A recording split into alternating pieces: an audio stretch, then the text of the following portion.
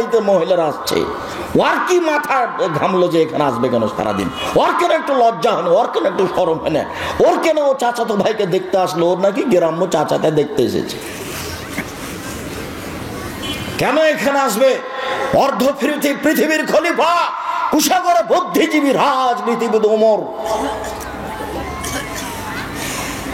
মারা যাবেন এই সময়ে বলছেন, আব্বু আব্দুল্লাহ, জি আব্বা, আয়েশাকে গিয়ে বলো মুহাম্মদ সাল্লাল্লাহু আলাইহি সাল্লামের পাশে আবু বকর সিদ্দিকের কবর আছে, তার পাশে একটু ফাঁকা জায়গা আছে, ওখানে আমার কবর দেওয়ার সুযোগ দিবে কিনা। শোনো আব্দুল্লাহ, আয়েশাকে গিয়ে বলিও যে উমর কবরের জায়গা চাই। এই কথা বলিও না যে আমিরুল মুমিনিন, দেশের সরকার জায়গা চাই, এই কথা বলো না। বলবে যে উমর চাচ্ছে। আপনার কোন কালে প্রিন্সিপালের পদ চলে গেছে, তবু আপনি বলছেন সাবেক প্রিন্সিপাল, কলমে লিখছেন। আপনি বলছেন সাবেক এমপি মন্ত্রী, আর উমর এখনো মরেননি, জীবিত আছেন। বুখারী মুসলিমের হাদিস। বেটা, আয়েশাকে গিয়ে বলবা উমর কবরের জায়গা চাচ্ছে, বলিও না যে দেশের সরকার চাচ্ছে, আমিরুল মুমিনিন চাচ্ছে, এই কথা বলিও না। তো এখন আব্দুল্লাহ গেছেন, সালাম দিয়ে ভিতরে ঢুকে দেখছেন যে আয়েশা বসে বসে কাঁদছেন। উমর মারা গেছেন, সেই জন্য আয়েশা বসে বসে কাঁদছেন। কই আয়েশা তো দেখতে আসেননি, আয়েশা রাদিয়াল্লাহু তাআলা আনহা দেখতে আসেননি। অর্ধ পৃথিবীর খলিফা, কুশাগরে বুদ্ধিজীবী, রাজনীতিবিদ ওমর, অর্ধেক পৃথিবী যার দখলে, সারা পৃথিবীতে এত ইমানদার মানুষ, ব্যতিক্রম মানুষ আল্লাহ কাকে সৃষ্টি করেছেন তা ইতিহাস বলে না। মানুষ হিসেবে এত শক্তিশালী পাওয়ারফুল মানুষ পৃথিবীতে আর কে জন্ম নিয়েছে তা ইতিহাস বলে না। যার রাস্তায় শয়তান হাঁটে না, যার রাস্তায় শয়তান হাঁটে না, এত বড় মানুষ মারা গেছেন, আয়েশা রাদিয়াল্লাহু তাআলা দেখতে আসেননি, বাড়িতে বসে কাঁদছেন। আপনি আপনার স্ত্রীকে কন্ট্রোল করুন। আপনাকে বলছি, দুঃখিত, আপনি মনে কিছু নিয়েন না। আমার কথা যতই আপনাকে তিতে লাগুক, তবে আপনার প্রয়োজন আছে, এটা আপনাকে আমি মনে করাতে চাই। শোনেন, 5 নাম্বার উপদেশ থাকছে, 4টা উপদেশ আছে, 5 নাম্বার উপদেশ থাকছে, আপনার বাড়িতে মার্শাল্লাহ কারফিউ জারি থাকবে। আপনার বাড়ির যেন আইয়ুবের শাসন, 44 ধারা জারি থাকবে বাড়িতে। আপনার ছেলে, আপনার মেয়ে, আপনার স্ত্রী বাড়ি ত্যাগ করতে পারে না কোনো সময়। শুনুন, 4টা কাজ করলে মহিলারা জান্নাতে যাবে, এ কথা আমি বলিনি, এ কথা মুহাম্মদ সাল্লাল্লাহু আলাইহি সাল্লাম বলেছেন। 1, 5 ওয়াক্ত সালাত। ইবাদতের জগতে ব্যতিক্রম ইবাদত হলো সালাত। 2, রমজান মাসের রোজা, সেম। 3, স্বামীকে মেনে চলা, তিতা লাগলেও মিঠা লাগলেও। উপস্থিত বৈঠকের দিনই মুসলিম বোন, আপনাকে বলছি শোনেন, আপনার স্বামীর মুখ খারাপ, দিন রাত গালি দেয়, কি করবেন? এটা ভাগ্য, মেনে নেন। ও যা বলছে বলতে দেন, মারছে মারতে দেন, গালি দিচ্ছে গালি দিতে দেন, আপনি মেনে নেন। দেখেন 15 দিন, 20 দিন, 6 মাস যাবৎ স্বামীর সাথে কথা বলছেন না, এই সংসার হবে না। তিতা লাগুক মিঠা লাগুক, আপনি স্বামীকে মেনে চলেন। স্বামী গালি দিয়েছে, তারপর 1 গ্লাস পানি চেয়েছে, তখন আপনি 1 গ্লাস পানি নিয়ে সামনে ঠ্যাক্কস করে রেখে ওদিকে চলে গেলেন। এভাবে সংসার হবে না, এই সংসার চলবে না।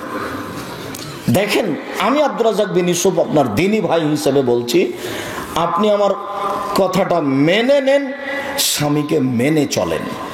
শেষ পর্যন্ত যদি আপনি মনে করেন যে আব্দুর রাজ্জাক সাহেব আমার চলবে না সংসার, তো আপনি খোলা তালাক করেন। স্বামী যত বড়ই দামি হোক, যত বড়ই চাকরিজীবী হোক, যত বড়ই পরহেজগার হোক, যে কোনো সময় আপনি স্বামী বাদ দিতে পারেন। হাদিস বুখারী মুসলিম। তার নাম খোলা তালাক। আপনি চেয়ারম্যান মেম্বারকে বলবেন আমি ভাত খাবো না, মিটে গেলাম, ও একটা ব্যবস্থা করে দিবে। আপনি নিজেকে খোলা করে নেন। আমি নিষেধ করিনি, তবে আপনাকে আমি আপনার এই স্বামীকে মেনে চলার জন্য অনুরোধ করছি। তিতা লাগলেও মিঠা লাগলেও দেখেন, সামাজিক অবস্থা সুবিধা নয়। আর একজন স্বামী এর চেয়ে খারাপও হতে পারে। পরিবেশ পরিস্থিতি কি হবে বলা যায় না। দুই একটা বাচ্চাও হয়ে গেছে, কান্নাকাটি যেটাই হোক, গালি যেভাবে দেখ, আপনি মেনে নেন, ভালো হবে। 4, জেনায় লিপ্ত হবেন না। আব্দুর রাজ্জাক সাহেব ঘটে গেছে জেনা, যে তাহলে আপনি তোবা করেন। শোনেন, তোবা করলে মানুষ পাপ মুক্ত হয়ে যায়। আপনার অন্তর থেকে যদি আপনি তোবা করেন, তাহলে আপনার জেনার পাপটা আল্লাহ আবার পাল্টা নেকিতে পূর্ণ করে দেবেন। আপনি জেনা বন্ধ করেন, তোবা করেন, আপনি ভালো নারীদের অন্তর্ভুক্ত হয়ে যাবেন। আপনাদের জান্নাতের সব দরজা খোলা। আর পৃথিবীর পুরুষ নারী সবকে বলা হচ্ছে, আল্লাহ তাআলা বলছেন, পৃথিবীর মানুষ পুরুষ নারী শুনে রেখো, ওয়ানাহান নাফসা আনিল হাওয়া ফাইনাল জান্নাতে হিয়াল মাওয়া। যে ব্যক্তি অশ্লীল কাজ থেকে নিজেকে বিরত রাখতে পারবে, আমি আল্লাহ তাকে জান্নাতুল মাওয়া দিয়ে দিলাম। যদি আপনি আজকে এই মোবাইলে প্রেমের গল্প বন্ধ করতে পারেন, জেনা বন্ধ করতে পারেন, আল্লাহ বলছেন আমি তাকে জান্নাতুল মাওয়া দিয়ে দিলাম।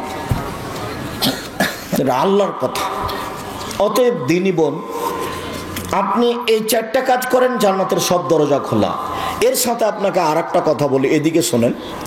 আল্লাহ নবী একদিন বলছেন, নবীগণ জান্নাতে যাবেন, শহীদেরা জান্নাতে যাবে, সত্যবাদীরা জান্নাতে যাবে, ওই সব মহিলারাও জান্নাতে যাবে যারা স্বামীকে মেনে চলে। নেন, এবার সিরিয়ালে আপনারা আছেন, এখনো পুরুষ আসেনি। কেউ যদি বলে, আব্দুর রাজ্জাক সাহেব শুনেন শুনেন শুনেন, বুখারী মুসলিমের হাদিস আছে এইভাবে যে ওযু করার পরে যদি কেউ বলে আশহাদু আল্লা ইলাহা ইল্লাল্লাহু ওয়াহদাহু লা শারীকা লাহু ওয়া আশহাদু আন্না মুহাম্মাদান আবদুহু ওয়া রাসূলুহু, তাহলে জান্নাতের সব দরজা খোলা। হাদিস তো বুখারী মুসলিম, তো এটা আপনারও যা, মহিলারও তাই না। কথার বুঝানো গেল না মনে হয়। আচ্ছা, ওযু করার পরে যদি এই দোয়া পড়ি, তো আমার জন্য জান্নাতের সব দরজা খোলা, তো মহিলা যদি পড়ে তার জন্য, তাহলে এখানে আমার ব্যক্তিগত কিছু আছে, পুরুষের জন্য কিছু আছে। মহিলাদের জন্য যেভাবে বলা হয়েছে, মুহাম্মদ সাল্লাল্লাহু আলাইহি ওয়াসাল্লাম ওভাবে পুরুষের জন্য বলেননি। শোনো, নবীগণ জান্নাতে যাবেন, শহীদেরা জান্নাতে যাবে, সত্যবাদীরা জান্নাতে যাবে, ওইসব মহিলারাও জান্নাতে যাবে যারা স্বামীকে মেনে চলে। 3টে গুণের ভিত্তিতে মহিলারা ভালো হতে পারে। 3টি গুণের ভিত্তিতে মহিলারা ভালো হতে পারে। 1, স্বামীর সাথে কথা বললে হাসি মুখে বলে। 2, স্বামী আদেশ করলে পালন করে। 3, স্বামী বাড়িতে না থাকলে নিজেকে গুটিয়ে রাখে, মোবাইলে কারোর সাথে গল্প করে না, খালার বাড়ি, ফুফুর বাড়ি, চাচির বাড়ি যায় না, এখানে সেখানে যায় না, মনে করে না যে এই সময়তে স্বামী নাই, একটু ঘুরে আসি, এই সময়তে স্বামী নাই, একটু গল্প করে নি। এই স্বভাব নেই যার, সে হলো ভালো মহিলা। আপনি বলতে পারেন 3টা গুণ কি? 1, ভুলে গেলেন, স্বামীর সাথে কথা বললে হাসি মুখে বলে। 2, একটা মনে থাকে না যে স্বামী আদেশ করলে পালন করে। 3, স্বামী বাড়িতে না থাকলে নিজেকে হেফাজতে রাখে। মনে থাকবে না? আপাতত উপস্থিত বৈঠকের দিনই মুসলিম বোন, আপনার কথা শেষ করলাম। এবার আপনাদের একটা কথা বলে আমরা দ্রুত এগিয়ে যাচ্ছি। রাসূল সাল্লাল্লাহু আলাইহি সাল্লামকে জিজ্ঞাসা করা হলো, আল্লাহর নবী, একজন স্বামী তার স্ত্রীর উপরে কি কি দায়িত্ব পালন করবে, কি করতে পারে একজন স্বামী তার স্ত্রীর। এবার আপনার পালা আসলো, তখন আল্লাহ রাসূল বলছেন, এক আতেমামাতায়েমতা, তুমি যে মানের খাও বউকে সে মানের খাওয়াবা। দুই ফাকসুহামাত্তা সাইতা, তুমি যে মানের কাপড় পরো বউকে সে মানের পরাবা। তিন অলা তুকাব্বে, বউকে কটু কথা বলো না, বলেও কোনোদিন স্ত্রীকে গালি দিবেন না। অমুকের বাচ্চা, অমুকের বেটি, অমুক, মুখ খুলবেন না। এই ছেলে, তোমার স্বভাব পরিবর্তনের জন্য এসেছে, আল্লাহ তোমার স্বভাবকে পরিবর্তন করুক। বেটা দিন রাত তো স্ত্রীকে গালি দাও কেন? তোমার মুখ খারাপ কেন হতো? মেয়ে রাস্তায় পড়ে আছে। মেয়ে মানুষ অনেক দামি। কিছু বোকা মহিলার কারণে আজকে মেয়েদের অবস্থা এই। মেয়ে অনেক দামি জিনিস। পৃথিবীতে এমন কোনো জিনিস নাই যেখানে শান্তি তৃপ্তি হতে পারে নারী ছাড়া। পৃথিবী এমন কোনো বিছানা নাই সেই বিছানায় শুয়ে শান্তি পেতে পারে মানুষ স্ত্রী ছাড়া। পৃথিবীতে এমন কোনো খাদ্য নাই যে খাদ্য খেয়ে মানুষ শান্তি তৃপ্তি পেতে পারে স্ত্রী ছাড়া। পৃথিবীতে এমন কোনো ব্যবস্থাপনা নেই যেখানে মানুষ শান্তি তৃপ্তি পেতে পারে স্ত্রী ছাড়া। স্ত্রী হচ্ছে পৃথিবীতে আল্লাহর পক্ষ থেকে দেওয়া শান্তি তৃপ্তির ব্যতিক্রম জিনিস। আল্লাহ তাআলা বলছেন, অমিন আইতিহান খালাকালাকুম মিন আনফুসিকুম আজওয়াজান লিতাসকুনু ইলাইহা, পৃথিবীর মানুষ, আমি তোমাদের পক্ষ থেকে তোমাদের স্ত্রীদেরকে সৃষ্টি করেছি যাতে করে তোমরা সেখানে শান্তি তৃপ্তি পেতে পারো। ও হলো শান্তির বস্তু, ও হচ্ছে তৃপ্তির বস্তু, ও হচ্ছে আনন্দের বস্তু, সর্ব ধরনের কল্যাণের সুবিধার বস্তু ও। তাহলে তুমি একে গালি দাও কোন লজ্জায়?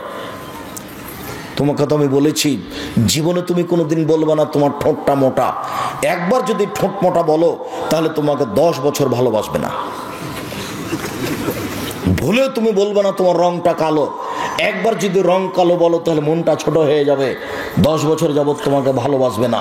তুমি খালি বলো, তোমার মতো কোনো ভালো মেয়ে দেখি না, তুমি আমার চোখে সবচেয়ে সুন্দরী, তোমার চাল চলন আমার কাছে খুবই ভালো, প্রশংসা করো, সারা রাত পা টিপে দেবে। একটু প্রশংসার ভিখারি, তুমি মুখ খারাপ করো কেন? শোনো সম্মানিত দিনী ভাই বোন, সবাইকে বলছি, মুরব্বী আপনাকে বলছি, আপনারও স্বভাব ভালো নয়। ছেলে মেয়ে বড় হয়ে গেছে, বৌমা বাড়িতে, তারপর আপনার একটু লজ্জা হয় না মুখ খারাপ করে স্ত্রীকে কথা বলে? তখন বেটি লজ্জা পায়, বেটা লজ্জা পায়, বৌমা লজ্জা পায়। আপনার এই স্বভাব কেন? গালি দিয়ে আপনার অত শান্তি তৃপ্তি কেন? মুখ বন্ধ করবেন, আজকের পরে আর মুখ খুলবেন না কোনোদিন। আস্তাগফিরুল্লাহ, তো বলে আল্লাহ তোমার দরবারে তওবা করছি, আমি আর কোনোদিন স্ত্রীকে গালি দেব না। এই কথা বলে উঠবেন, মুখ খারাপ করবেন না কোনোদিন। আর মুখ খারাপের কথার উপরে ফেরেশতা আমিন বলেন। পরিবারটা এরকম হয়ে গেছে, আপনি বুঝতে পারেন না কেন আপনি মুখ খারাপ করবেন? রাসূল সাল্লাল্লাহু আলাইহি ওয়াসাল্লাম খবরদার কটু কথা বলবো না। 4 বউয়ের মুখের উপরে মারবা না, মারাই যদি লাগে কোনো সময় মুখের উপরে মারবা না। 5 এটা জরুরি, ওলা তাতরকা ইল্লা ফিল বাইতে, তুমি তোমার বউকে তোমার বাড়ি ছাড়া কোথাও যেতে দিবা না। তোমার বউকে তোমার বাড়ি ছাড়া কোথাও থাকতে দিবা না। ও চাচির বাড়ি যেতে পাবে না, ও খালার বাড়ি যেতে পাবে না, ও ফুফুর বাড়ি যেতে পাবে না, ও মায়ের বাড়ি যেতে পাবে না, জরুরি প্রয়োজন ছাড়া বাড়ি ত্যাগ করতে পাবে না। যদি যাই তাহলে আপনাকে যেতে হবে। ভুলেও কোনোদিন বিবাহের বাড়িতে যায় না যেন, বিবাহের বাড়িতে গেলে স্বামীর সংখ্যা বেশি হয়ে যায়। কাজেই ভুলেও কোনোদিন বিবাহের বাড়ি যেতে দিবেন না। আত্মীয় স্বজন দাওয়াত করেছে, ঠিক আছে আমি আসবো, আমার ছেলেরা যাবে, আপনার বউ যাবে না। একটু পুরুষ হতো সেখানে, একটু পুরুষ। এই যে ছোট ব্লাউজ পরে আছে ওটা আমার বউ, ওই যে ঢং ঢং করে এসেছে আর গল্প করে এখনো দাঁড়িয়ে আছে, যান দেখে আসেন, এটা আমার বউ নয়, যান দেখে আসেন, দাঁড়িয়ে আছে এখন। আশ্চর্য কথা, থাকবে কেন? কেন আছে? আমি তো আসলাম তখন দেখলাম যে সরে গিয়ে আর একটা লোকের সাথে কথা বলছে। ও তো আপনার মেয়ে, না হলে আপনার বউ। কেন আছে? ও জানে না যে আব্দুর রাজ্জাক বিন ইউসুফ আজকে আসছেন? কোন সাহসে যায়, কোন সাহসে কথা বলে, হিসাব পায় না। নিজেকে পুরুষ মনে করিয়েন। প্রেসিডেন্ট আইয়ুব পাকিস্তানের উপরে কারফিউ জারি করেছেন, আর আপনি আপনার বাড়ির উপরে কারফিউ জারি করবেন। 44 ধারা জারি থাকবে বাড়িতে, তার মানে আপনি পুরুষ। চোখ যেভাবে ঘুরে বউ সেভাবে চলে, তার নাম স্বামী। চোখ যেভাবে ঘুরে বউ সেভাবে চলে, তার নাম স্বামী। চোখ যেভাবে ঘুরে বউ সেভাবে চলে, তার নাম স্বামী। কোথায় গেছিলে তুমি? না তো, আমি তো বাহির থেকে পানি আনা চাইনি, পানি নিয়ে আসতে হবে সেটা আমি বুঝবো না। তো আমি তো তোমাকে ওখানে যেতে বলিনি, সেটা কি করতে হবে সেটা আমি বুঝবো। আমি তোমাকে উপার্জন করে খাওয়াতে পারি, আমি তোমার সুবিধা অসুবিধা বুঝতে পারি না? তুমি কি মনে করো আমাকে? পরবর্তীতে বাড়ির বাইরে তুমি পা রাখবে না, তোমাকে সতর্ক করে দিচ্ছি। রাসূল সাল্লাল্লাহু আলাইহি ওয়াসাল্লাম বলছেন, লাঠিটা ঝুলিয়ে রাখো বাড়ির সামনে। পৃথিবীর সবচেয়ে দামি মানুষ, লাঠি দিয়ে বউকে ঠিক করো, পৃথিবীর সবচেয়ে দামি মানুষ। অতএব নিজেকে পুরুষ মনে করবেন, ভুলে কোনোদিন কটু কথা বলবেন না, আর বাড়ির বাইরে কোথাও যেতে দিবেন না দুর্ঘটনা ছাড়া। যাবে জরুরি কোনো কারণে যেতে পারে। কা পুরুষের স্ত্রী এদিক ওদিকে ঘুরে বেড়াই, কা পুরুষের মেয়ে এদিক ওদিকে ঘুরে বেড়াই, পুরুষের যায় না। দিন রাত আপনাকে এই কথা বলতে বলতে আপনার সময় পার হয়ে গেল, তবে আপনি নিজেকে একটু পরিবর্তন করতে পারলেন না? আপনার পরিবার একটু পরিবর্তন হলো না? উপস্থিত বৈঠকের মুসলিম বোন, আপনাকে বলছি, দেখেন নিজে থেকে যদি আপনি না মানেন তাহলে কেউ কিছু করতে পারবে না। জাহান্নাম ধরা আছে, এইভাবে চলে জান্নাত পাওয়া যাবে না। নিজেকে গুটিয়ে নেন, মরণ তো চলে এসেছে। হঠাৎ দেখছিলেন 20 বছর, এখন দেখছেন 50 বছর। এখন দেখছেন 50 বছর, হঠাৎ দেখবেন মরণের সময় চলে এসেছে। বউ বেটি সাথে আছে কি না? আস্তাগফিরুল্লাহ ওয়াতুবু ইলাইহি বেশি ব্যবহার করবেন সব সময়। আস্তাগফিরুল্লাহ ওয়াতুবু ইলাইহি। উঠছেন, আস্তাগফিরুল্লাহ ওয়াতুবু ইলাইহি। ঘরে ঢুকছেন, আস্তাগফিরুল্লাহ ওয়াতুবু ইলাইহি। বাইরে বের হচ্ছেন, আস্তাগফিরুল্লাহ ওয়াতুবু ইলাইহি। ইস্তেগফার এই শব্দটা বেশি ব্যবহার করবেন। আরও যদি পারেন, রব্বিক ফিরলি ওয়াতুব আলাইয়া ইন্নাকা আনতাত তাওয়াবুল গাফির, ইন্নাকা আনতাত তাওয়াবুল গাফুর, এই দোয়া পড়ার চেষ্টা করেন। এগুলো ছোট ছোট ইস্তেগফারের দোয়া। যত ইস্তেগফার করবেন বিচারের মাঠে আপনার সুবিধা তত বেশি হবে। আর এমনিতে দুনিয়াতে ক্ষমা চাইলে তো আব্দুল্লাহর মুখে শুনতে পেলাম যে উমর রাদিয়াল্লাহু তাআলা জনগণকে নিয়ে গেছেন পানি চাইতে। উল্টাভাবে বলতে হবে আল্লাহ পানি দাও, তো উমর বলছেন যে তোমরা এক কাজ করো, ক্ষমা চাও। জনগণ বলছেন ব্যাপারটা কি, এসেছি পানি চাইতে, ক্ষমা চাইবো মানে? তো বলছে দেখো আল্লাহ বলছেন যে ক্ষমা চাইলে পানি দিয়ে দিবে, আল্লাহ তো ক্ষমাই চাও, দেখি কি হয়। সম্মানিত দিনী ভাই বোন, মহান আল্লাহ বলেন, ইয়ামহাকুল্লাহুর রিবা ওয়া ইউরবিস সাদাকাত, সুদ মানুষের টাকাকে সংকুচিত করে, দান মানুষের টাকাকে বেশি করে দেয়। অত্র আয়াত প্রমাণ করে সুদ খেলে মানুষ ভিক্ষুক নিঃস্ব হবে। আজ হোক আর কাল হোক বাঁচার কোনো পথ নেই। কোটি থেকে কোটি টাকা ইনকাম করলেও আপনার চোখের সামনে টাকা হারিয়ে যাবে, অন্যথা আপনার ছেলের সামনে যাবে, নইলে আপনার নাতি পোতার সামনে যাবে। টাকা একদিন হারাবেই। সুদের টাকার শেষ পরিণত হলো ভিক্ষুক সাজা। কিস্তি তুলে যারা বাড়ি বিক্রি করে তারা, দেখেন আপনার বাড়ির পাশে প্রমাণ আছে, আমি তার জাজল্য প্রমাণ। আমার বাসার পাশে একজন মহিলা, একজন লোক কিস্তি উঠাচ্ছিল, বাড়িটা বিক্রি করে দিয়ে চলে গেছে। এ তো আমি বলিনি, আল্লাহ বলছেন ইয়ামহাকুল্লাহু রিবা, আল্লাহ সুদকে সংকুচিত করেন। সংকুচিতকে আল্লাহ আপনাকে ভিক্ষুক বানান। রাসূল সাল্লাল্লাহু আলাইহি সাল্লাম বলছেন ইন্নার রিবা ওয়া ইন কাসরা, যদিও সুদে টাকা বেশি দেখা যায়, ওয়া ইন্না আকিলাতুল কাল্লা, তার ফলাফল হলো নিঃস্ব। তার ফলাফল হলো নিঃস্ব। সুদ থেকে ফিরে আসতে হবে যে কোনো মূল্যে। ভুলেও কোনোদিন ব্যাংক থেকে টাকা উঠিয়ে ব্যবসা বাণিজ্য শুরু করবেন না। ব্যাংক থেকে টাকা উঠিয়ে জমি কিনবেন না। ব্যাংকে চাকরি করে ভদ্রলোক, ব্যাংকে লোন নিয়ে বাড়ি বানিয়েছে, তোবা করতে হবে, ভুল হয়েছে, টাকা ফেরত দিতে হবে, ভিক্ষা করে খেতে হবে। সিদ্ধান্ত ভুল হয়েছে, বাড়ি তো 5 তলা, বউ তো খুব খুশি, আপনার জানাজাই হবে না। আল্লাহ রাসূল বলেন, এই শোনো, এই লাশের কোনো লেনদেন আছে নাকি, ঋণ আছে নাকি? জি। তাহলে আমি গেলাম, আল্লাহ রাসূল আমি তার ঋণের পরিশোধের জিম্মেদারি নিলাম, আমি নিলাম। আচ্ছা আচ্ছা ঠিক আছে। তার মানে যার ঋণ আছে তার জানাজাই নেই। লাশকে সামনে রেখে চেয়ারম্যানের বক্তব্য চলবে না, এই কথা ঠিক। লাশকে সামনে রেখে হুজুরের বক্তব্য চলবে না, এই কথা ঠিক। তবে লাশকে সামনে রেখে হুজুর বলবেন এর কোনো ঋণ আছে কি? ঋণ থাকে যদি শহীদ হয়ে গেলেও ক্ষমা হবে না। ঋণ থাকে যদি কোনো পথ তাকে ক্ষমা করতে পারবে না। তাই তো মুহাম্মদ সাল্লাল্লাহু আলাইহি ওয়াসাল্লাম সালাম ফেরার পূর্বে প্রতিদিন বলতেন, সব সময় বলতেন, আল্লাহুম্মা ইন্নী আউযু বিকা মিন আযাবি জাহান্নাম ওয়া আউযু বিকা মিন আযাবিল কবর। আল্লাহ আমি তোমার কাছে বাঁচতে চাই কবরের শাস্তি হতে, আমি তোমার কাছে বাঁচতে চাই জাহান্নামের শাস্তি হতে। আউযু বিকা মিন ফিতনাতিল মাসিদ দাজ্জাল, তোমার কাছে আমি বাঁচতে চাই দাজ্জালের ফিতনা হতে। আউযু বিকা মিন ফিতনাতিল মাহি ওয়াল মামাতে, আমি তোমার কাছে বাঁচতে চাই ইহকালের বিপদ, আমি তোমার কাছে বাঁচতে চাই পরকালের বিপদ হতে। ইহকালের বিপদ হতে, পরকালের বিপদ হতে, কবরের ফিতনা হতে, দুনিয়ার ফিতনা হতে। আউযু বিকা মিনাল মাসামি ওয়াল মাগরাম, তোমার কাছে বাঁচতে চাই আমি ঋণ কর্জ হতে, তোমার কাছে বাঁচতে চাই আমি বড় পাপ হতে, তোমার কাছে বাঁচতে চাই আমি ঋণ কর্জ হতে, তোমার কাছে বাঁচতে চাই আমি বড় পাপ হতে। দিন রাত তিনি ঋণ থেকে বাঁচতে চাইতেন। আল্লাহ আমার জন্য ঋণ না হয়, আল্লাহ আমার জন্য ঋণ না হয়। আপনার মাথায় কিভাবে বুদ্ধি আসলো, গোবর ঢুকলো যে আপনি ব্যাংক থেকে লোন নিয়ে বাড়ি করতে গেলেন, ব্যাংক থেকে লোন নিয়ে ব্যবসা করতে গেলেন? আমি তো তা কোনোদিন আব্দুর রাজ্জাক বিন এই সময় পরামর্শ দিইনি। আমি বলেছি চকলেট দিয়ে ব্যবসা শুরু করতে হবে, তাহলে ঋণ নেওয়া লাগবে না। চকলেটের পরে কি গো? কলা, তারপরে কাপড়, তারপরে আরো কিছু। কলা দিয়ে ব্যবসা শুরু করলে ঋণ নেওয়া লাগবে? চকলেট দিয়ে?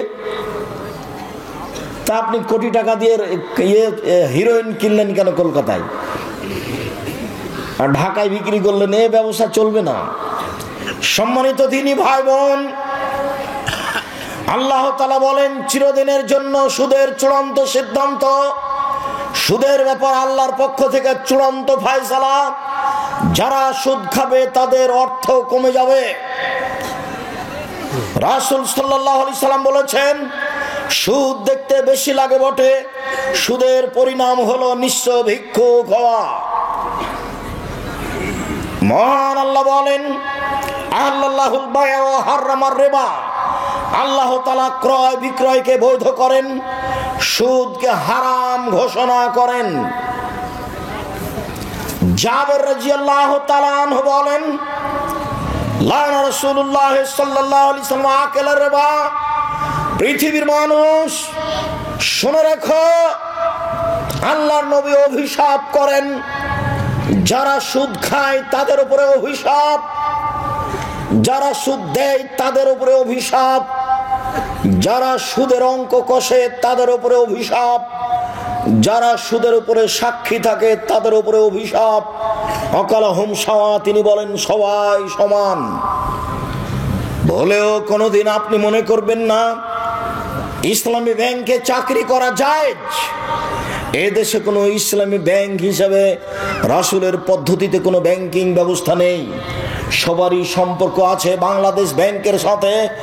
অতএব কে 100% নিখুঁত ভাবে ব্যবসা করছে এই কথা বলতে পারে না। আরো অবাক কথা যে আমি 5 লক্ষ টাকা 10 লক্ষ টাকা রেখেছি ব্যাংকে, প্রতি মাসে আমাকে 1 লক্ষতে 1000 করে টাকা দেয়।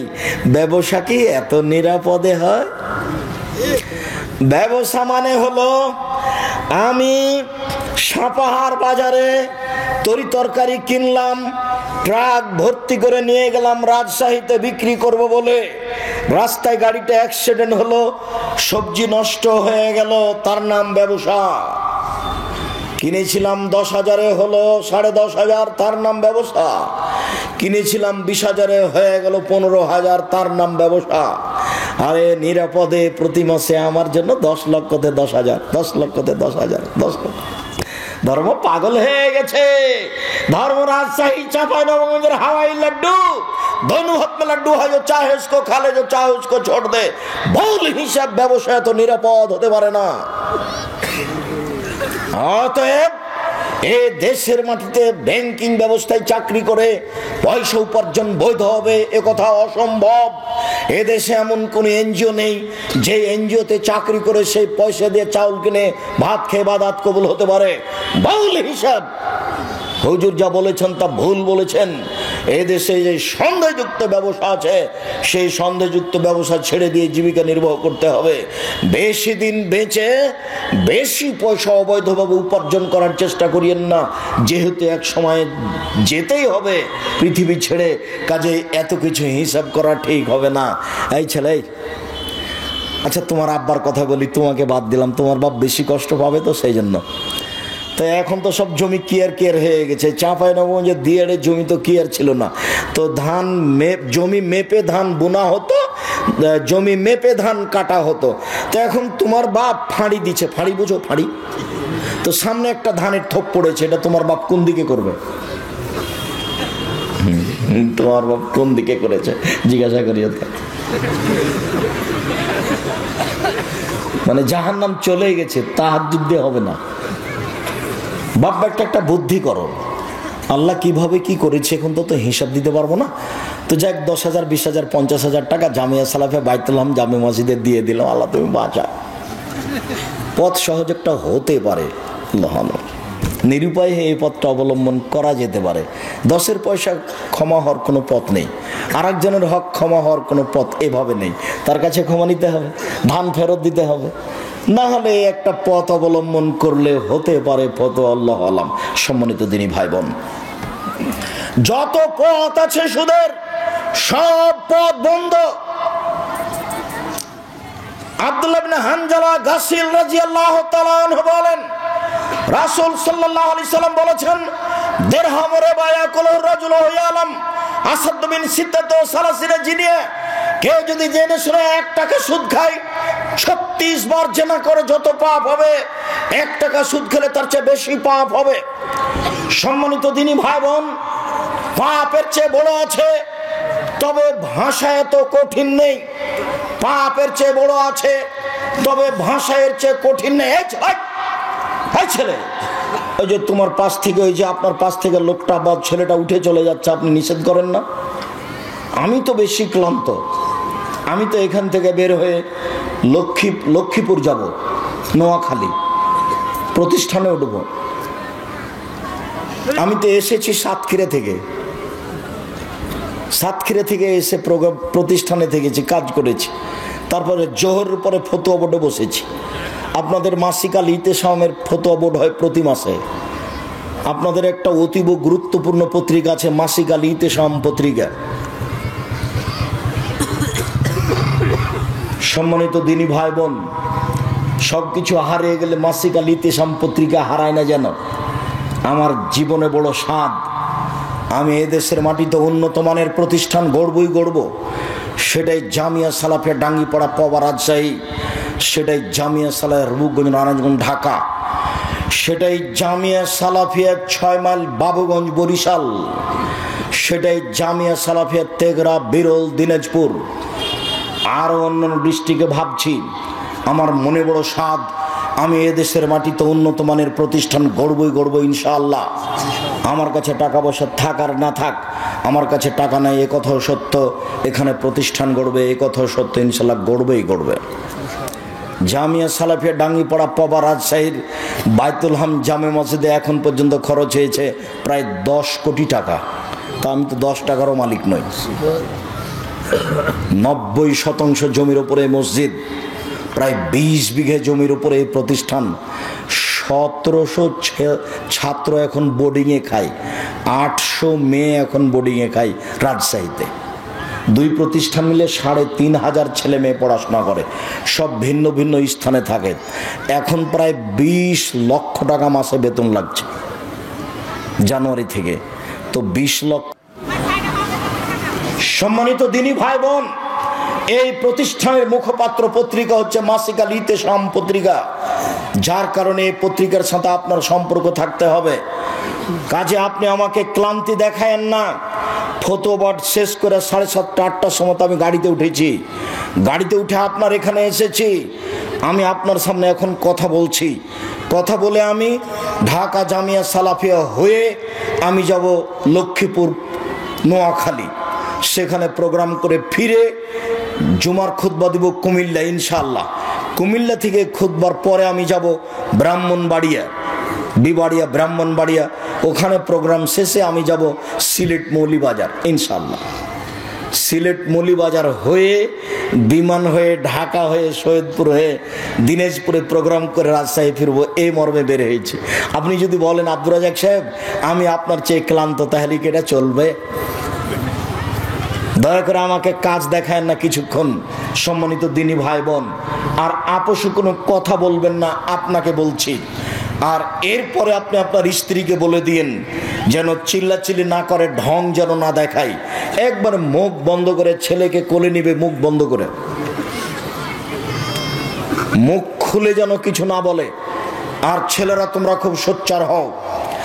জেনা সবচেয়ে মহাপাপ, জেনা ঘৃণিত পাপ, যেগুলো বড় বড় পাপ রয়েছে তার সবচেয়ে ঘৃণিত পাপ হলো জেনা।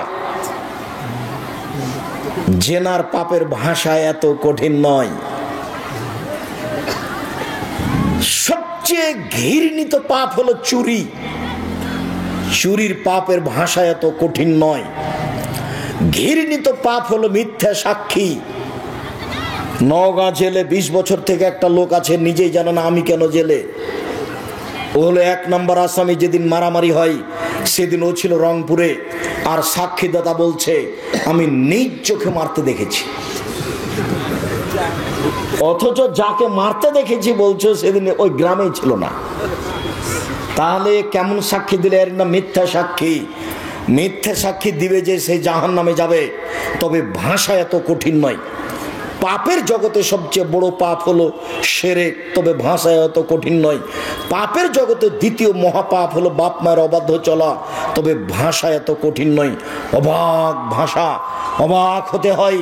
রাসূল সাল্লাল্লাহু আলাইহি ওয়াসাল্লাম বলছেন, কে যদি জেনে শুনে 1 টাকা সুদ খায়, 36 বার জেনা করে যত পাপ হবে, 1 টাকা সুদ খেলে তার চেয়ে বেশি পাপ হবে, তার নাম সুদ।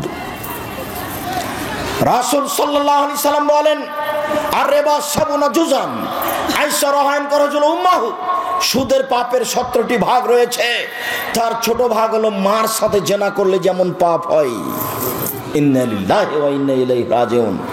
সুদের পাপ ছোট থেকে বড়, বড় থেকে ছোট। তার সবচেয়ে ছোট ভাগ হলো মার সাথে জেনা করলে যেমন পাপ হয়। বলেন তো কেমন ভাষা?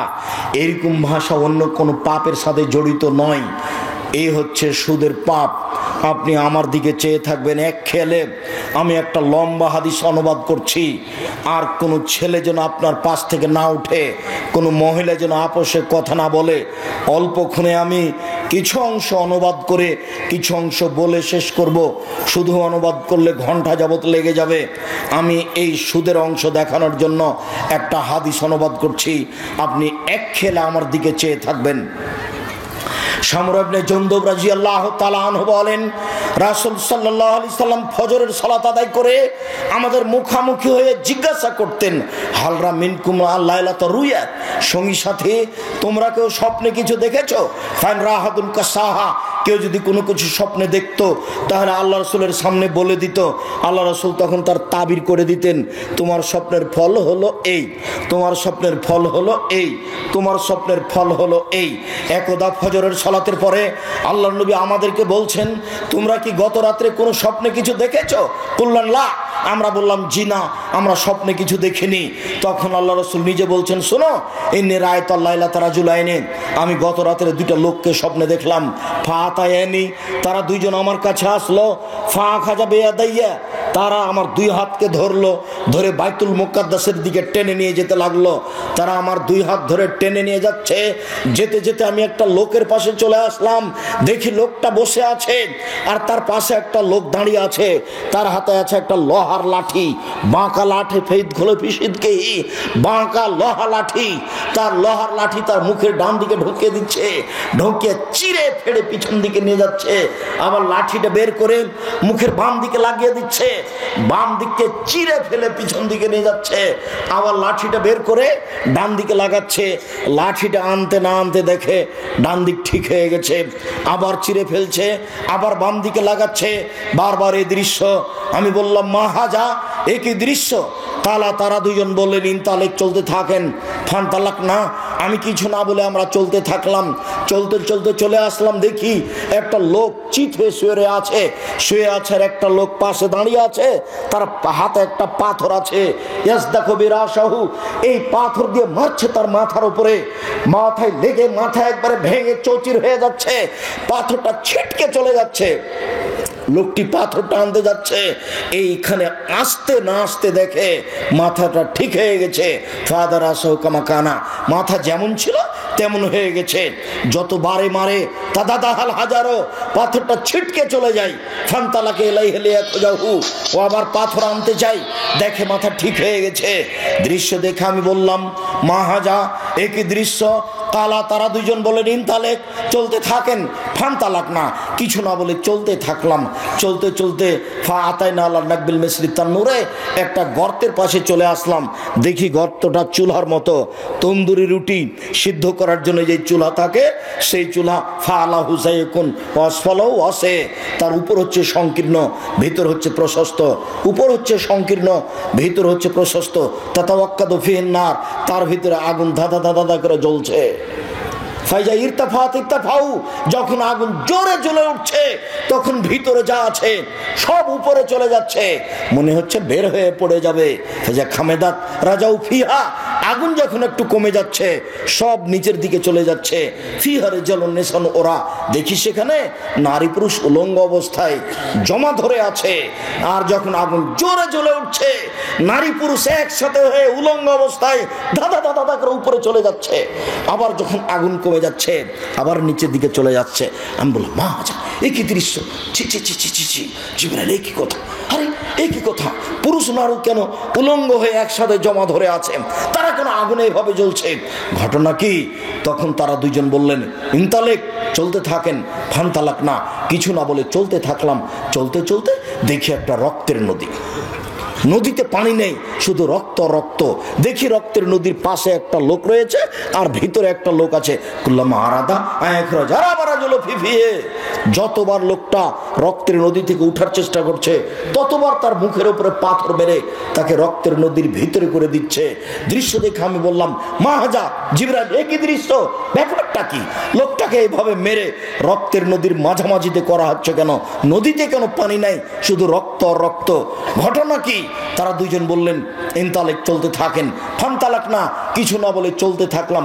ফা আতাইনা আলা রাউজাতিন খাজরা, চলে আসলাম একটা সবুজ বাগানে। বিশাল বাগান, ঝকঝকে টকটকে আছে সবুজ বাগান। ফিহা সাজারাতুন নাজিমা, দেখি তাতে একটা বিশাল বড় গাছ। অফি আসলি সাজরে সাইখন, দেখি গাছের পাশে একটা বৃদ্ধ মানুষ বসে আছেন। অমামু আওলাদুন নাসের, দেখি বৃদ্ধ মানুষের সামনে কতগুলি বাচ্চা ছেলে ছোটাছুটি দৌড়াদৌড়ি করছে। রাজুলুন কারিবুল মিনে সাজারে, গাছ থেকে একটা দূরে একটা লোক ইউকুদুন নারা, দেখি লোহার লাঠি নিয়ে আগুনকে উত্তেজিত করছে। ফাসায়দা বিয়া সাজারা, তারা দুজন আমাকে গাছের উপর দিকে নিয়ে চলে গেল। ওয়াদখানের দাঁড়ান নিগে একটা ঘরে ঢুকিয়ে দিল। মারাই তো হাসানা কাত্ত, আমার জীবনে এত সুন্দর টকটকে ঝকঝকে ঘর জীবনে কোনোদিন দেখিনি। সেই ঘরের ভিতরে দেখি যুবক যুবতী বৃদ্ধ ছেলে মেয়ে সব ভর্তি। ফাখরা জানি মিনহা, তারা দুজন আমাকে সে ঘর থেকে বের করে নিল, আরো উপরে নিয়ে চলে গেল, আরো উপরে নিয়ে গিয়ে একটা ঘরে ঢুকিয়ে দিল। হে হাসান আফজাল মিনহা, আরে পরের ঘরটা আগের ঘরের চেয়ে অনেক অনেক অনেক উত্তম, অনেক সুন্দর। কি আর আমি বিবরণ দিই? আমি দেখি সেখানে যুবক আর বৃদ্ধ মানুষ আছে, মহিলা নেই, ছেলে মেয়ে নেই, এটা দেখতে পাই না। শুধু দেখলাম যুবক আর বৃদ্ধ মানুষ। আমি তাদের দুজনকে বললাম, আখবিরিন আমার আইতো, শোনো, আমি যা কিছু দেখেছি আমাকে বলে দাও। আমি এগুলো কি দেখলাম কালা নাম। তারা দুজন বলল, জি হ্যাঁ, আপনাকে সব বলে দিচ্ছি। এবার আপনি আরো সতর্কতার সাথে এক খেলে চেয়ে থাকবেন। এই ছেলে, কারো গায়ে হাত রাখো না, রেডি হও। তোমাকে আমি বিরক্ত করতে আসিনি, তোমার বিরক্তির আগে আমরা আলোচনা শেষ করব। যেহেতু এখন সব দৃশ্যগুলি যেগুলো তিনি দেখলেন তার বিবরণ দেওয়া হবে। এক খেয়ালে চেয়ে থাকুন। হাদিস বুখারী, সন্দেহের কিছু নেই। ওই যে আপনি দেখলেন যার মুখের পাশ দিয়ে লোহার লাঠি, বাঁকা লাঠি ঢুকিয়ে মুখ চিরে ফেলা হচ্ছে, রাজুলুন কাযযাব, ও হলো মিথ্যুক, মিথ্যা কথা বলতো। আজকে দোকানে বসে কটা মিথ্যা কথা বলেছেন? এই ছেলে, তুমি তো খুব ছোটাছুটি করো, মিছিল বের করো, তোমার মাথায় কিছু আছে? তোমাকেও খেতে দিবে? মানুষের বাড়িতে কাজ করে খাও, মানুষের পিছনে পড়িও না। পৃথিবী অনেক বড়। দেখো, মিথ্যে কথা ত্যাগ করো, বাকি আর কোনোদিন মুখ দিয়ে মিথ্যে কথা বলবো না। এ দেখো, আল্লাহ রাসূল বলছেন এইভাবে তার মুখ চিরে ফেলা হবে বিচারের দিন পর্যন্ত। বারবার মুখকে চিরে ফেলা হবে ওর যে মিথ্যে কথা বলে। তারপর ওই যে দেখলেন একটা লোক চিত হয়ে শুয়ে আছে, পাশ থেকে পাথর দিয়ে তার মাথাকে ভেঙে ফেলে দেওয়া হচ্ছে। ফারাজুলুন আলেম, মনে হচ্ছে না হুজুর মানুষ। বক্তা হলে আরো কঠিন, হুজুর হলেই কঠিন, বক্তা আরো কঠিন। আব্দুর রাজ্জাক সাহেব, বক্তা কেন কঠিন এটা একটু বলবেন? হ্যাঁ হ্যাঁ, সেটা আপনার জানা আছে। ওই যে আল্লাহ রাসূলকে একবার জিবরাইল উপরে নিয়ে যাচ্ছিলেন, দেখলেন যে কতগুলো লোকের ঠোঁট জিভাকে আগুনের কাঁচি দিয়ে কেটে দেওয়া হচ্ছে। জিভাকে আগুনের কাঁচি দিয়ে কেটে দেয়, বিশাল কথা তো। আগুনের কাঁচি জিভাকে কেটে দেওয়া হচ্ছে। তা আল্লাহ রাসূল তো দেখে অবাক। জিবরাইল বলে এ কি কথা? আরে মানুষের জিভাকে কেটে দেওয়া হচ্ছে কেন? মান হলে এরা কারা? তখন জিবরাইল বলছেন, হাউলাই খুতবাউ মিন উম্মাতিক, এগুলো আপনার উম্মতের বক্তা। আমি বলেছি শতকরা 95 জন বক্তা মিথ্যুক, তবে আমি বলিনি ইনি মিথ্যুক, এ কথা আমি বলিনি। আমি বলেছি শতকরা 98 জন মুফাসসির মিথ্যুক, তবে আমি বলিনি ইনি মিথ্যুক। তোমার যদি সাহস হয় যে আমার মুফাসসির মিথ্যা কথা বলে না, তাহলে তুমি পেশ করতে পারো, আমি তোমাকে কথায় কথায় দেখাবো। শোনো, দিন রাত দেখালাম, ওই তো তাবিজের কথা নকশা করা আছে, আর মানুষের বানানো দোয়া, খাতমিল কোরআন, কোরআন শরীফ খতমের দোয়া, আমি কিয়ামত পর্যন্ত সময় দিয়েছি। আরো সময় দিয়েছি। বর্তমানে এসে যদি 3 ফুট পর পর দাঁড়ানো প্রমাণ হয়ে যায়, তা আমি আব্দুর রাজ্জাক বিন ইউসুফ আর কোনোদিন বক্তব্য দিব না। আজ থেকে নিয়ে কিয়ামত পর্যন্ত যদি কাবা ঘরে প্রতিদিন 3 ফুট পর পর দাঁড়ায়, তবুও হবে না। মুহাম্মদ সাল্লাল্লাহু আলাইহি সাল্লামকে আবার পৃথিবীতে আসতে হবে, এসে বলতে হবে, পৃথিবীর মানুষ, আমি মুহাম্মদ বলছি তোমরা 3 ফুট পর পর দাঁড়াও। সেদিন হতে পারে, তাছাড়া হবে না। যেহেতু মুহাম্মদ সাল্লাল্লাহু আলাইহি সাল্লাম কিয়ামত পর্যন্ত আর কোনোদিন আসবেন না, এই সিদ্ধান্তের কোনোদিন পরিবর্তনও হবে না। মসজিদে মরে যাওয়া ভালো, মাঠে মরার চেয়ে কোথায় মরবো? মসজিদেই মরি। আরে সুলিও হয়নি, ফাঁসিও হয়নি। ইংরেজ সরকার আলেম ওলামাকে ধরে ফাঁসি দিত, আর ছেলে মেয়েকে বাড়ি থেকে বের করে দিয়ে বাড়িতে আগুন লাগিয়ে দিত। এটা হলো ইংরেজদের সিদ্ধান্ত। লোকটাকে কি করেছে? মাওলানা সাহেবকে ধরে কি করেছে? ফাঁসি দিয়ে দিয়েছে। আর স্ত্রী ছেলে মেয়েকে কি করেছে? বাড়ি থেকে বের করে দিয়েছে। তারপর বাড়িটাকে কি করেছে? আগুন দিয়ে জ্বালিয়ে দিয়েছে। তো ওই বেশি মাজলুম না আপনি? আপনার সুলিও হলো না, ফাঁসিও হলো না, আর আপনি বলেন হ্যাঁ বেশি মানুষ আসবে না, বেশি মানুষ আসবে না 3 ফুট পর পর। আর আপনি একটা মসজিদের সর্দার সভাপতি, দাড়ি ছোট করা চাচা আছে, আর আপনি বলছেন হ্যাঁ বেটা 3 ফুট পর পর দাগ দাও, 3 ফুট পর পর দাগ দাও, যে লাল কালি দিয়ে দাগ দিলে দিন 3 ফুট পর পর। ও দাড়ি চাচা, সভাপতি, সেক্রেটারি। আমি আব্দুর রাজ্জাক বিন ইউসুফ আপনাকে সভাপতিও করিনি, সেক্রেটারিও করিনি, করবও না। আর আপনাকে আমি হিসেব করে আমার জীবনে কোনোদিন কথা বলিনি, বলবও না। পয়সা নিয়ে আমাকে বক্তব্য দিতে হবে এটা না। কালকে আমি সাতক্ষীরা থেকে এসেছি, 1 পয়সা দেয়নি, 1 পয়সা নয়। তো সাতক্ষীরাতে তো গাড়িটা এমনি আসবে না, নাকি এমনি আসবে? এরকম কতদিন আছে, কতদিন আছে। একবারে দিনাজপুর থেকে এসেছি, সে একবারে শেষ প্রান্ত, 1 পয়সা দেয়নি, পরীক্ষা করে দেখছে, দেখি কি হয়। আর এ তো সাপাহার, এটা তো নওগাঁ, এটা তো হিসাবই নাই।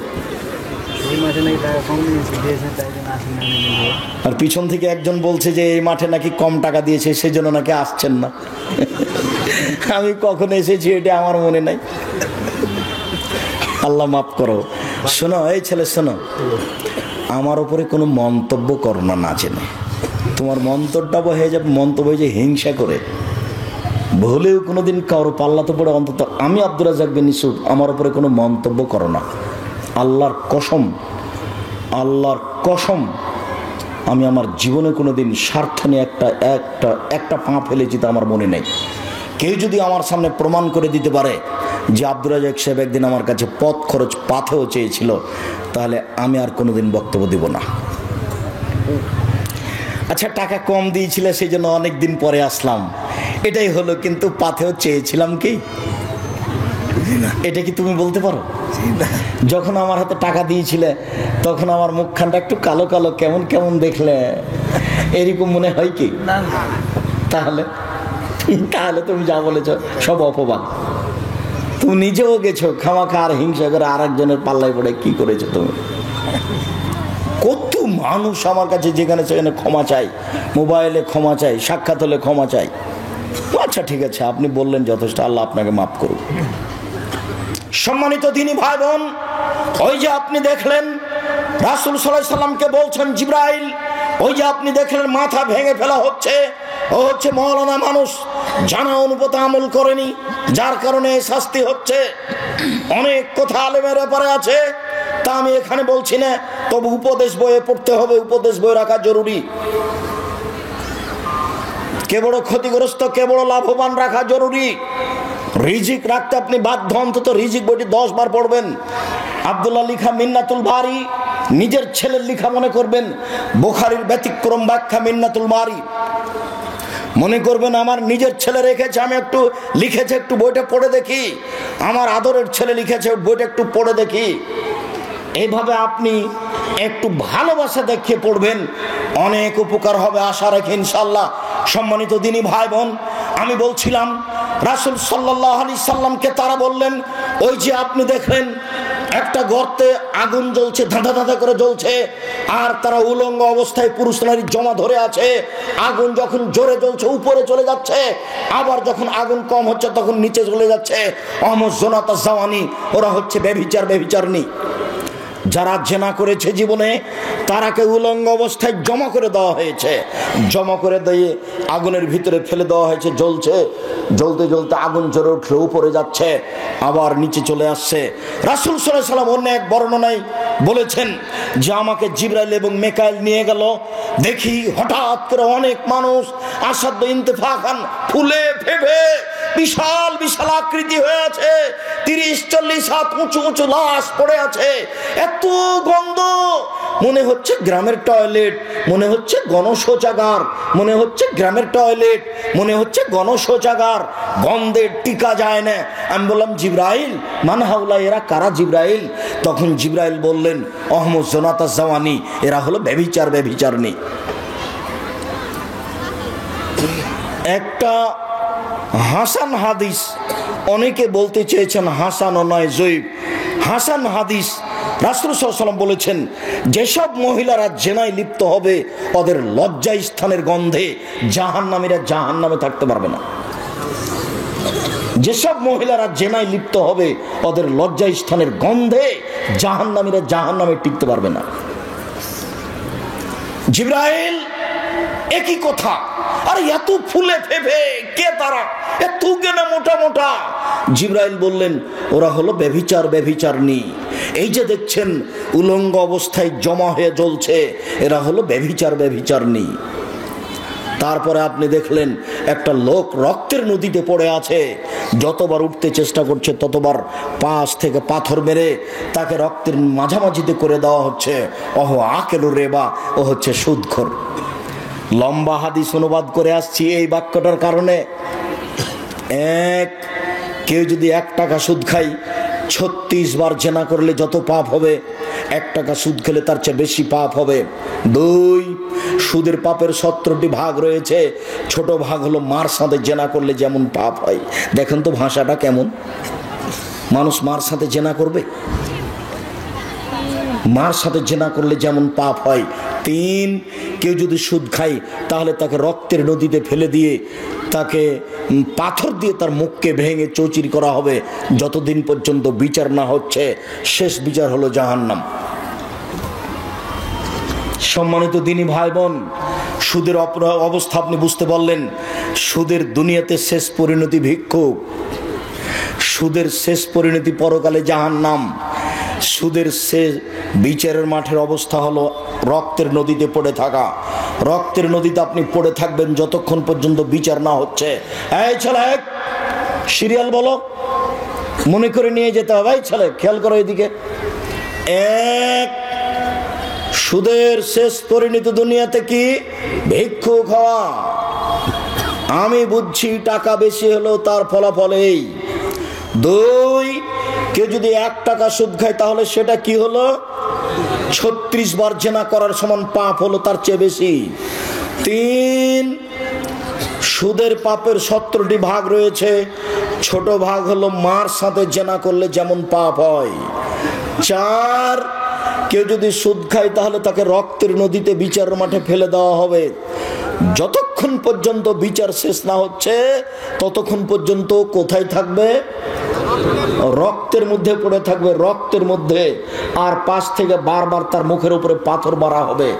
আজ থেকে তওবা করে এইভাবে আস্তাগফিরুল্লাহ ওয়া আতুবু ইলাইহি, আস্তাগফিরুল্লাহ ওয়া আতুবু ইলাইহি। আপনাকে আমি আশ্বস্ত করে যাচ্ছি আর একটা জরুরি। এই ছেলে, থামো, আমি দোয়া পড়ছি, কথার শেষে এসেছি। আমি আপনাকে আশ্বস্ত করছি দিনী ভাই বোন, শোনেন, আজকেই যদি তওবা করতে পারেন, আল্লাহ আমি সুদের লেনদেন বন্ধ করলাম, ইনশাল্লাহ সব পাপ ক্ষমা হয়ে যাবে। কেন? এই পাপ কার সাথে জড়িত? আল্লাহর সাথে জড়িত। কাজে নিরাশা হবেন না। এরপরে আপনি যে দেখলেন গাছের পাশে একজন বৃদ্ধ মানুষ, তিনি হচ্ছেন ইব্রাহিম আলাইহিস সালাম, সামনে কতগুলি বাচ্চা ছেলে। তারপর আপনি যে দেখছেন উনি হচ্ছেন জাহান্নামের মালিক, আগুন উত্তেজিত করছে। আমি যে আপনার ডান হাত ধরে আছি আমি হচ্ছে জিবরাইল, ইনি যে আপনার বাম হাত ধরে আছেন ইনি হচ্ছেন মেকাইল। আপনি উপর দিকে মুখ করেন, আমি করলাম। ওই যে ঘর, এটা আপনার ঘর। তখন আমাদের নবী বললেন ছেড়ে দেন, তাহলে আমি ঘরে ঢুকি। তখন তারা দুজন বললেন না না, আপনার বয়স বাকি আছে, যেদিন আপনার বয়স শেষ হয়ে যাবে সেদিন আপনি এখানে চলে আসবেন। বুখারী। সম্মানিত দিনী ভাই বোন, আমি আপনাকে সংক্ষিপ্ত বিবরণে সুদ থেকে কঠিনভাবে সতর্ক সাবধান থাকার জন্য অনুরোধ জানাচ্ছি। 5 ওয়াক্ত সালাত আদায়ের জন্য অনুরোধ জানাচ্ছি। বিশেষভাবে বটগাছের নিচে আপনার সব বই, ও আচ্ছা আচ্ছা, বই পুস্তকগুলি আজকে এখানে নাই মনে হয়, বটগাছের নিচে আছে। আপনার সাথে আমার শেষে জরুরি কয়েকটি কথা। তার প্রথম কথা হচ্ছে সব দিনই ভাই বোনকে মাসিক আল ইতেসাম পত্রিকা নিতে হবে। আজ না পাওয়া গেলেও ব্যবস্থা করতে পারবেন রাজশাহী থেকে। এরপরে আব্দুল্লাহ লিখা বই রিজিক বইটি সংগ্রহ করতে হবে। আব্দুল্লাহ লিখা বই মিন্নাতুল বারি, কে বড় ক্ষতিগ্রস্ত কে বড় লাভবান, বইগুলি সংগ্রহ করতে হবে। আর জামিয়া সালাফিয়ার জন্য দোয়া করতে হবে। রূপগঞ্জ, নারায়ণগঞ্জ, ঢাকায় মার্চের 4-5 মার্চ দেশের সব বড় বড় আলেম ওলামা উপস্থিত থাকবেন, সবাই সেদিন উপস্থিত হবেন। আমি আপনাদের কয়েকটা জিজ্ঞাসার উত্তর দিই, সবাই আপনারা বট গাছের দিকে আগিয়ে যাবেন। ওখানে সব বই পুস্তকগুলি আছে। এখানে হয়তো বা ভিড় হয়, মানুষের নেওয়া অসুবিধা হয়, যার কারণে ওখানে ব্যবস্থা করা হয়েছে। আপনারা বইয়ের যেটা মূল্য সেটাই। রিজিক বইয়ের মূল্য ৭৭ টাকা, মিন্নাতুল বারি সম্ভবত 200 বা 250 টাকা। আর কে বড় ক্ষতিগ্রস্তর খবর আমার এখন জানা নাই। দুয়ার বই থাকলে 80 টাকা মূল্য। 42টা সহিহ হাদিস আছে হাত তুলে দোয়া করার। দোয়ার বইয়ে আমার দিনী ভাই বোন সকলের জন্য দোয়া কামনা করে বলি, আমার ভাই হওয়ার পর মারা গেছে, তাহলে কি তার নাম রেখে মাটি দিতে হবে? নাম রাখতে পারেন, তবে আকিকা হবে না। জন্মের পর পর নাম রাখা যায়, আকিকার জন্য 7 দিন লাগে। 7 দিনের আগে বাচ্চা মারা গেলে আকিকা লাগবে না। আমরা 2 ভাই, এক ভাই মারা গেছে, কেউ বলল আমরা বলি যে আমরা 2 ভাই বলা কি ঠিক? বলতে পারেন, এক ভাই আছে আর এক ভাই মারা গেছে, তাতে সমস্যা নেই। ও আর আছে, শেষ মনে হয়।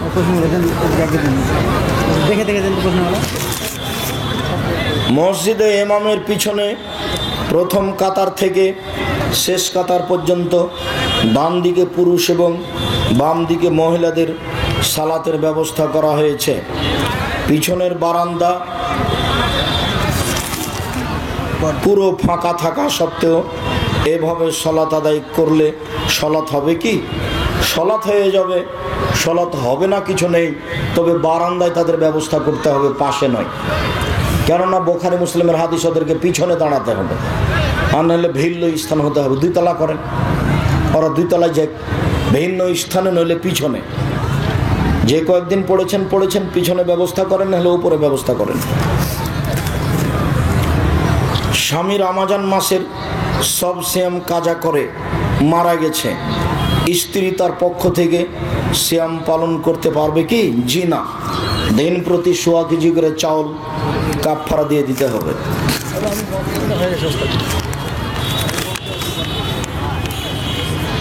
কোরআন শরীফের জের জবর বেদাত এর মধ্যে পড়ে, বেদায়াতের মধ্যে পড়ে কিনা?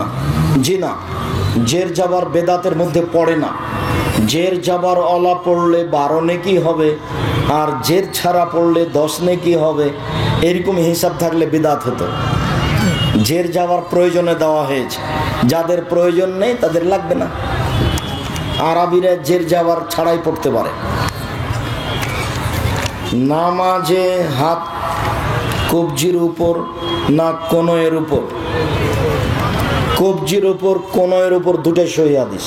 এটা হলো বাহু, এটা হলো কবজি। তবে কবজির উপরে থাকবে তখন এখানে, আর বাহুর উপরে থাকবে তখন একটু নিচে সামান্য। আমার বিয়ে হওয়া 7 বছর হলো, আমার 2টি মেয়ে হয়েছে। আমার স্বামী জুয়া খেলে, আমি জান্নাত যেতে চাই, আমি কি তার সাথে সংসার করে জান্নাতে যেতে পারবো? আপনি বলতে থাকেন, দেখা যাক কি হয়। জুয়া মহাপাপ, ইনশাল্লাহ ফিরে আসতে পারে। আপনি ধৈর্যের পরিচয় দেন, নইলে এক সময় সংসার ত্যাগ করবেন। প্যান্টের নিচে জড়ানো হবে না, টাকনোর ওখানে কোমরে জড়াতে হবে, নিচে জড়ানো নিষেধ। কোনো ব্যক্তি যদি শিরক বেদাতের বিরুদ্ধে কথা বলে, কিন্তু দেখা যায় গোপনে তাদেরকে সাহায্য করে, এরা কেমন লোক? এরা মুনাফিক লোক। হুজুর, জায়নামাজে কাবা শরীফের ছবি থাকলে নামাজ হবে কি? কাবা শরীফের ছবির কারণে জায়নামাজের নামাজ হবে না, এ কথা ঠিক নয়। হবে, কিন্তু প্রত্যেক যে জায়নামাজে কাবা ঘরের ছবি বা নকশা আছে, এসব জায়নামাজ ত্যাগ করতে হবে। নকশাতে একাগ্রতা নষ্ট হয়, এই জন্য চলবে না। কাবা ঘর আছে এই জন্য চলবে না, এই কথা ঠিক নয়। অতএব মসজিদে ঢুকলে লেখা আছে মোবাইল ফোন বন্ধ করুন, আল্লাহু আকবার, তারপর এমনিতে হয়ে গেল মুখে মোবাইল ফোন বন্ধ করুন, আল্লাহ মোহাম্মদ, এগুলো সব হারাম।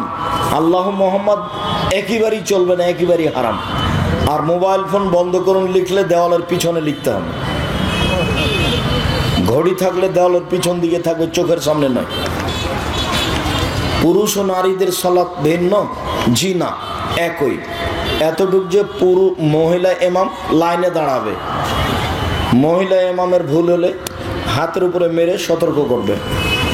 স্বামী স্ত্রী একসাথে কিভাবে সালাত আদায় করবে? স্বামী আগে দাঁড়াবে, স্ত্রী পিছনে দাঁড়াবে। স্বামী একামত দিয়ে সালাত শুরু করবে। কোরআন তেলাওয়াত শেষে কি পড়বে? সুবহানাকা ওয়া বিহামদিকা আশহাদু আল্লা ইলাহা ইল্লা আনতা আস্তাগফিরুকা ওয়া আতুবু ইলাইক। সহবাসের পর কি কিছু পান করা হালাল? সহবাসের পর সব কিছু খেতে পারে, সব কিছু করতে পারে, তবে অজু করে বা তায়াম্মুম করে করবে, এটাই ভালো হবে। গোসল না করে খেতে পারে, রান্না করতে পারে, করা যাবে না বললে শিরক হবে।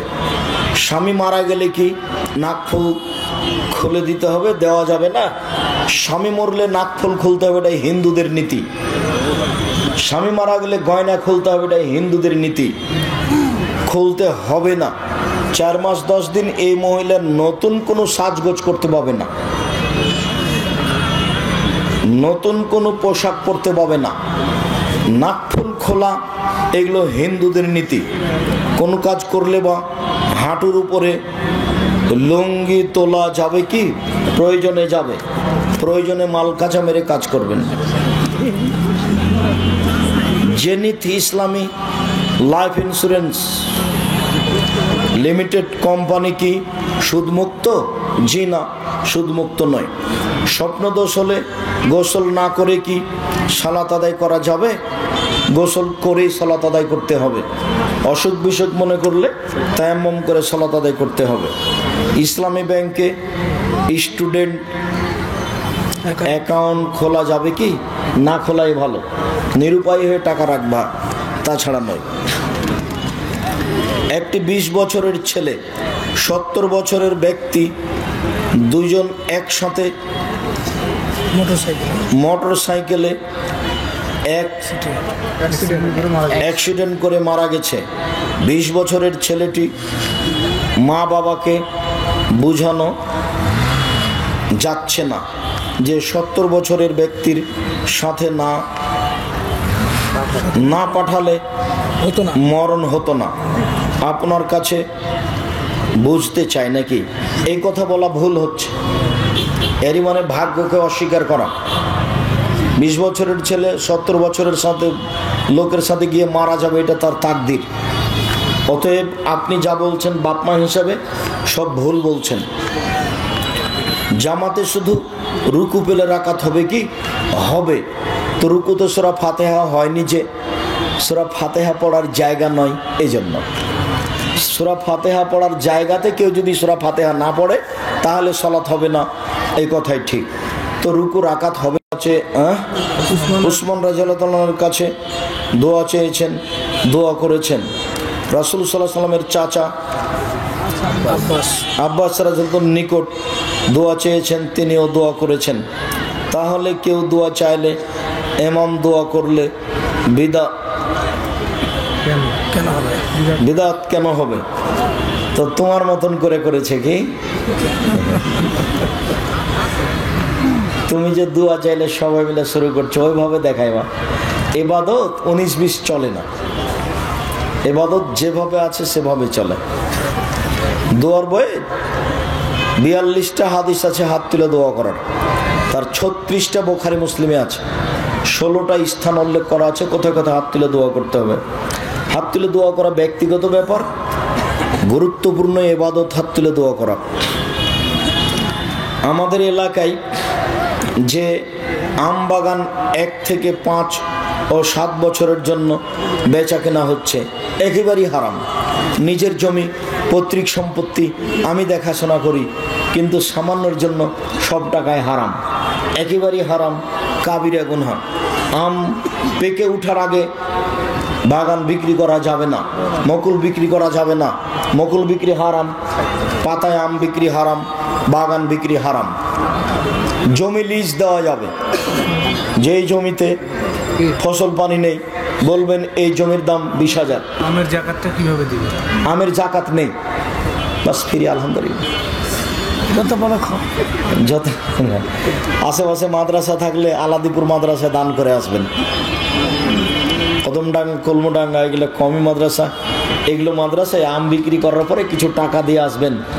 যার জাকাত নেই সেটা তো আল্লাহ রাসূল বলছেন, মিসকাল আযারাতিন খাইরাইয়ারা মিসকাল আযারাতিন শারাইয়ারা। কেউ যদি বিন্দুমাত্র ভালো কাজ করে সে দেখতে পাবে। আম বিক্রি করা টাকা কিছু আলাদিপুর মাদ্রাসায় দিয়ে দিবেন, কদমডাঙ্গায় দিয়ে দিবেন, আপনার অনেক নেকি হয়ে যাবে। আল্লাহ আমাদের যারা মারা গেছে তুমি তাদের কবরের শাস্তি মাফ করো। আমরা যারা অসুস্থ তুমি তাদের আরোগ্য দান করো। আমরা যারা বেঁচে আছি তুমি তাদেরকে তোমার রাসূলের পথ